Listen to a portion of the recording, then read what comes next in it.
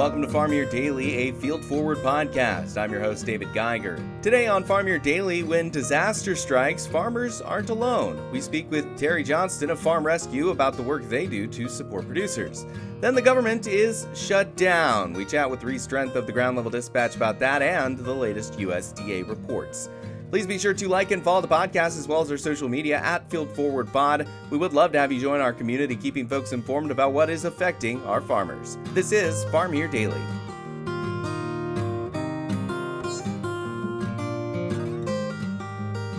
And joining me on Farm Your Daily, we have Terry Johnston. He is with Farm Rescue and is heading up the Iowa division, I believe. Terry, always good to talk to you and the folks and the work that you guys do around the Midwest. And as just an introduction, since I don't think we've spoken on Farm Your Daily before, can you introduce Farm Rescue for me?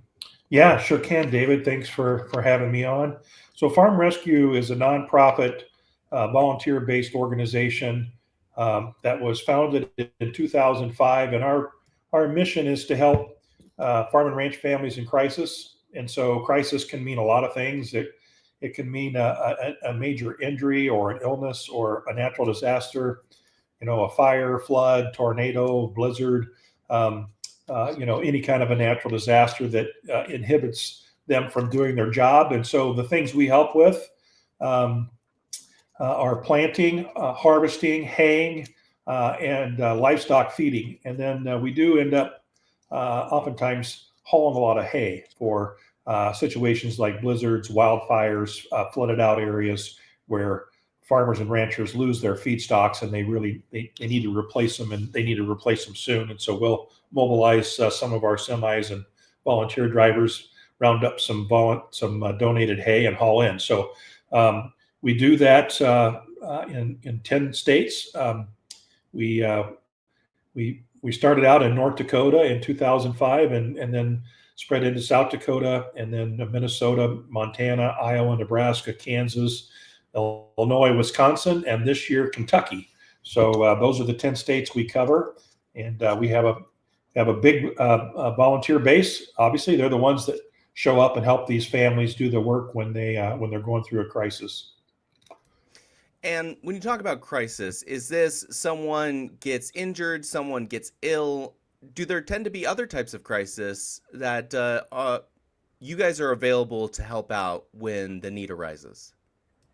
Yeah, I would say injury and illness, just from the nature of things, tends to be the major one.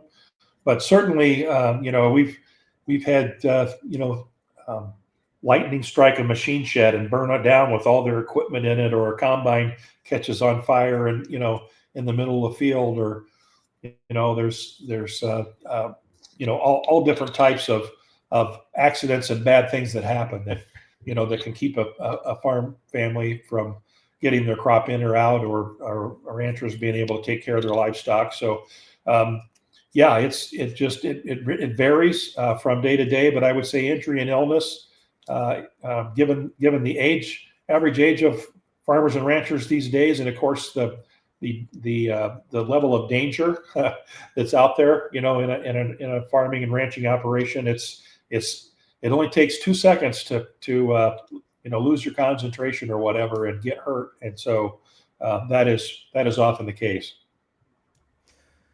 I think during the time of harvest, especially that we're in right now, this is kind of a key moment in your guys' work. So I do appreciate you taking some time to chat with me today. But when you are going over the assistance that is sometimes needed, how do you approach the topic of getting volunteers and finding people that are able and willing to help out their neighbor, their farmer friend in need? Yeah, a lot of that's word of mouth. As we help families, we've helped over 1,200 families in the last 20 years. So the word spreads pretty quickly through a community, and we come in to help, and so a lot of times we'll the neighbors or relatives or whatever, or sometimes even the family we help will end up signing up as a volunteer and helping when they can or when they retire or whatever. We also get quite a few volunteers from our sponsoring partners, so folks that financially support us. They'll oftentimes have a formal, volunteer program. If you'll go help your nonprofit of choice, we will give you X number of hours of PTO or matching dollar donation. So we have folks from John Deere and many other of our partner sponsors that like to pitch in and help too. So that's awesome. John Deere happens to be one of our premier sponsors, and so we do run John Deere equipment, and so to have their manufacturing folks and engineers and folks from all types of backgrounds from John Deere, both current employees and retired, help us. We have several hundred, David. We've actually been blessed with volunteer sign up. You might have heard of Zach Johnston, the millennial farmer, and he is one of our volunteers, and he has brought his camera along a couple times and recorded it. And of course, those videos will get 1 million or 2 views. And so, of course, then the volunteers and donations come in, because he's able to shine the light on our mission and how we're helping these families, and people want to help. They want to pitch in. And so we're blessed with that. Obviously, we need, skilled folks. The family is entrusting us to get this crop in the ground or off the ground or whatever. And so we do want experienced folks that can run the equipment and get the job done well for the families. And we've just been blessed that way. We have no shortage of volunteers. We will always take more. We'll work you in. Folks can go to our website. There's a simple application they can fill out there. It's farmrescue.org. And they're welcome to apply, and especially CDL drivers, David. Those are precious to us because we move a lot of equipment around and haul a lot of stuff, and so CDLs are an awesome thing for a volunteer to have as well. This sounds like a very enthusiastic crowd. Folks seem really interested in helping out. That's an understatement. We get calls and emails frequently from volunteers going, "Hey, you got anything lined up? I've got some time off this fall or spring, or sometimes it's in the middle of the winter." And so they are more than eager to come in and help, and they love doing it. It's a passion for them, and so we can't do it without them, and we're just blessed to have them. The reason, obviously, it's good to emphasize how enthusiastic folks are, but the reason why I'm asking these questions is the flip side, right? I'm hearing a lot of farmers, a lot of folks that are interested in helping out other people in need, interested in volunteering their time for that. But there's also a problem among farmers where they're very individualistic, they're very independent, and they don't like asking for help as much. It takes a lot of arm twisting to get them to ask for help. But a lot of that is you would go help out your neighbor, you would go help out your friend down the road, and there are times where it's important to be able to ask for help because there's so many people who want to when you're facing a time of crisis or difficulties. So what do you have to say on that line of thinking? Yeah, 100%, David. It's so, farmers, as you say, are independent, minded and self-sufficient, and take pride in that. And they're used to getting the job done no matter what. So when they're going through a crisis, generally the last thing on their mind is gee, I wonder who could help me. They just are trying to think of 50 ways to get the job done under the current circumstances, and that's fine. We get that. So here's what we say to that is if you know of a family that you think could use some help, get a hold of Farm Rescue and pass their information along to us, and we'll reach out to them and just introduce ourselves if they don't know about our organization and offer to help. And then they could, of course, can say yes or no. But I would say probably at least in the what we call the Corn Belt states, Iowa, Nebraska, Kansas, Illinois, Wisconsin, basically probably 70% of our cases come from referrals. It's somebody in the family, in the community.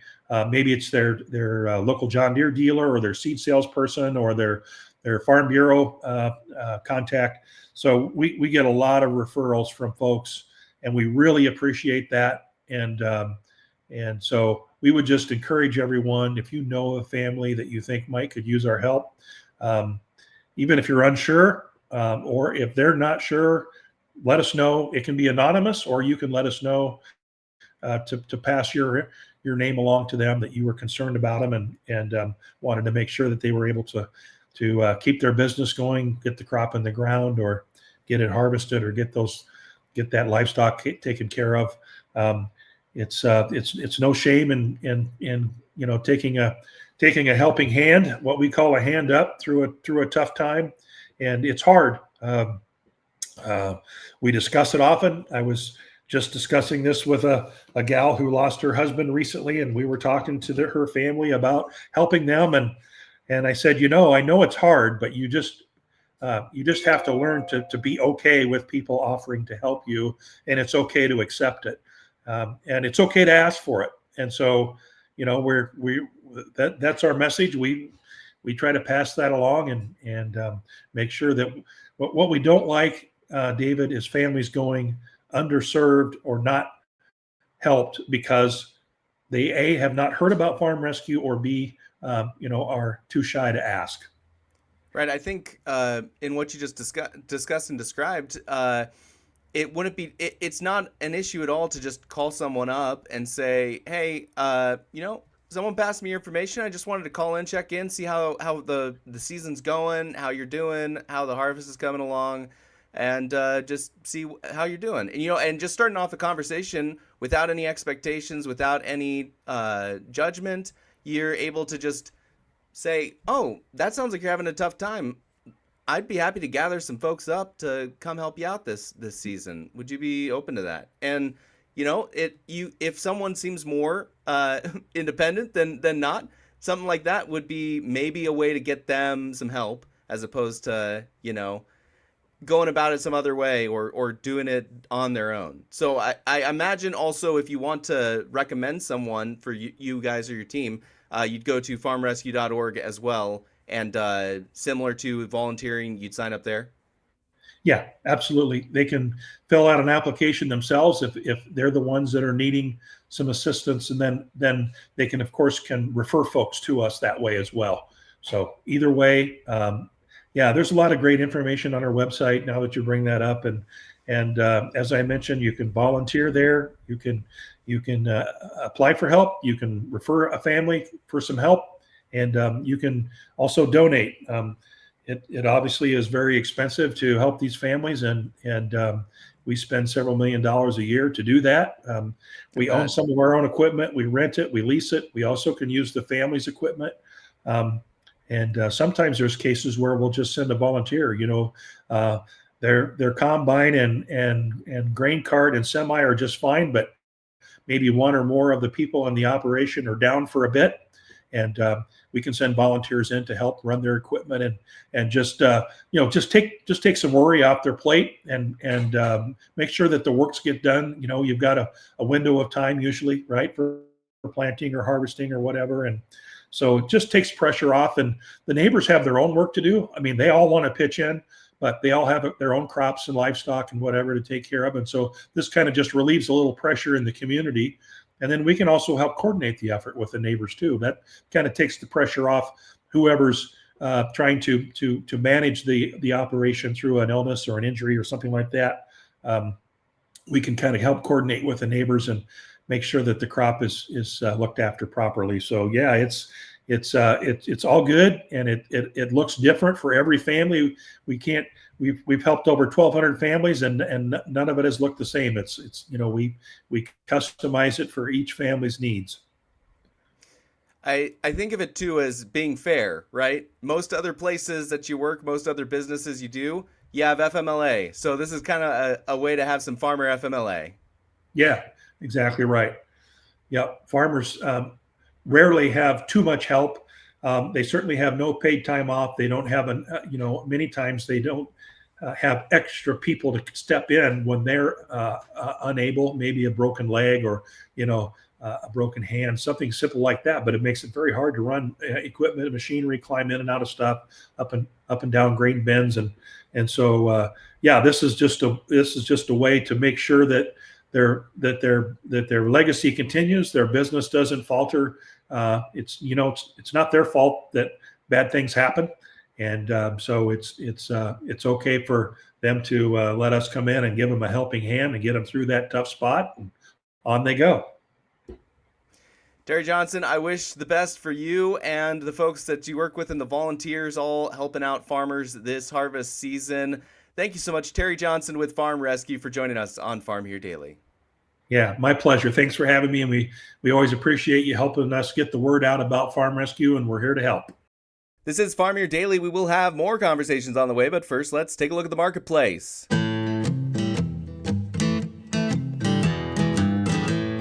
And there was green on the board at the close for Thursday. December corn 5 1/4 cents up, 4.21 3/4. March rising 5 1/4 at 4.38. Soybeans in November 10 3/4 more at 10.23 3/4, with January an increase of 10 3/4 as well, 10.41 3/4. Soybean meal in December $5.70 a ton in the green, $279.30. Soybean oil is mostly unchanged, $50.44 a pound. December wheat 5 1/2 up at 5.14 3/4, with March 5 cents higher at 5.32 1/2. Hard red winter wheat in December 3 1/2 cents in the green, $4.99, with March jumping 3 1/4 cents, $5.20 a bushel. In the livestock market close for Thursday, there was red there. October live cattle down 57 cents a hundredweight, 230.52. December falling $1.02 at 233.47. October feeder cattle, $4.67 a hundredweight in the red, $354.30, with November falling $5.20 a hundredweight, $352.40. Lean hogs in October, 25 cents up at $98.67, with December down 22 cents at $86.67 a hundredweight. That is the Thursday market close. This is Farm Here Daily.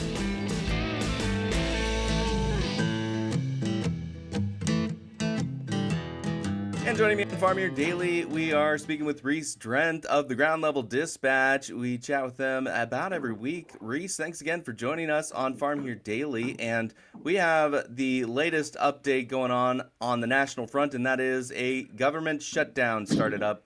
How is that going to be impacting commodities? What are you seeing out there across the markets?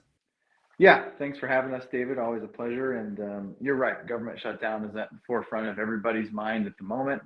Why does that matter? It matters because it's harvest. And so like I've seen a lot of data in several different wires or even on X on how commodities typically perform during government shutdowns. And, some of it's honestly not been that bad at times in history, and other times it hasn't been that great. But during the gut slot of harvest, in particular soybean harvest here in October 1st, while farmers try to hammer out beans before eventually they become 7, 6, or 5% moisture, right? Because it's so hot and dry and windy. We need the government to tell us what's going on in the export market. We need to know what our export sales have been. We need to know if there's been anything announced in the mornings. We need to know here in a couple of weeks if the government has any different opinions on our S&D balance sheets. There's just a lot of information that these kind of retracing markets need to digest if we're going to have a fighting chance here, as we travel through the month of October and get harvest wrapped up and get on to, bigger and better things. So first and foremost, the government shutdown is important because we need information. We need good information. We need, we can't get that as long as it's shut down. So we'll be watching it, very, very closely, as a lot of the market will and a lot of traders will. It's important to understand that a lot of times these government shutdowns don't take as long to play out as some politicians may threaten, right? These can last 12 hours, these can last 2 months, I guess, but your hope is that your government anyway is working for you and working to stay open and do the things you need them to do, right? So hopefully a resolution is made soon. But either way, again, from a reporting standpoint, export sales, export flash sales, and even the October WASDE report coming up, which if you remember, if you pull the calendar back 12 months, the October WASDE last year featured a nice yield reduction, which, in turn gave us some decently priced corn futures, which gave folks, and bean futures rather, which gave folks the ability to make some sales. You reduce the risk of getting those opportunities if the government's not open to give you that data. So, short story long, need the government open to give us some good news, specifically exports, and we'll be anxiously waiting for them to open back up. Speaking of those reports, the National Agricultural Statistics Service came out with a stocks report yesterday. What was the market's reaction to that? What did it say that you found interesting? Yeah, so I think you and I have talked about it a couple of different times. We felt that, how weak cash markets were, how local basis bids were acting at the end of August and really the whole month of September, due to the volume of old crop corn moving across the country. We felt that the stocks number was at risk of going up. An important thing to remember about the stocks report yesterday is that it's a SEP 1 stocks number. Okay, so this is the final 2024-2025 ending stocks. Okay, it went from 1.3 billion to 1.5 billion, added almost 200 million bushels between last month's WASDE report estimate and, obviously the SEP 1 stocks report that we got yesterday. So again, the 24-25 ending stocks just went up 200 million bushels. Okay, another way to say that is the 25-26 beginning stocks also went up by 200 million bushels. That equates to roughly 2 bushels the acre yield on what we planted out there for corn. So maybe said a little simpler, USDA can take the national corn yield from 186 down to 184, and because we added 200 million bushels to last year's ending stocks or this year's beginning stocks, it won't do anything to the final ending balance for the 25-26 crop year. Now, obviously, balance sheets are just snapshots in time, right? And anything can happen. But at this moment, what the market needs to rationalize is that, okay, yeah, we can take yield down and it won't do anything. We still have a carryout that's estimated over 2 billion bushels. And that's not necessarily bullish by any means. We still have strong export demand. We still have some yield skepticism out there, which I think is very justified based on what we're hearing from farmers, elevators, seed dealers, agronomists alike. But bottom line is, we kind of had a hunch because of the way the cash market was acting that ending stocks or SEP 1 stocks, same thing, remember, would go up in this report, and they did just that. So, the markets, we got to chew through it. We got to find more demand, and hopefully, you don't wish it on your neighbor, but maybe some of the yield skepticism that's out there rationalizes and the balance sheet tightens up a little bit, so we can have a few more opportunities to sell corn at somewhat profitable levels. One last note before I let you go, I did want to take a look at the month of October. It's a new month and there's a lot of things grabbing our attention. Anything to note that's kind of sliding under the radar that you're watching as we do start this new month in the middle of harvest? Yeah, that's a great question. One thing that's been kind of under the radar here, as we kind of, as a country, look to wrap up bean harvest next week or maybe the week after, that's how fast things will get going, is bean yields seem to be there. Okay, and that was a big question, right? Even without China, and I remember you and I talking about it maybe a couple of weeks ago, even without Chinese export business, if the national yield could go from 53 to 51 bushels the acre, nothing changes, right? Kind of similar story to corn, kind of opposite story to what we just talked about with corn. Well, the bean yield appears to be there, and there's no China. And the Chinese part, obviously, very much on the radar, definitely not under the radar, but bean yields appear to be there. And what's happening is that when guys are getting 20, anywhere from 10 to 20 bushel the acre better on their beans than what they thought, they're doing what they normally do. They're selling beans, and they'll probably store corn if they can. And so when you have a situation where you have no export business to China, your biggest soybean export customer, and you've got a farmer who's selling beans across the scale, transferring ownership of those beans from the farmer to the co-op to the ethanol or to the bean crushing plant, whoever, that's going to pressure futures. And so, we'll go so far to say here today on October 1st that the outlook on soybean futures is not ideal.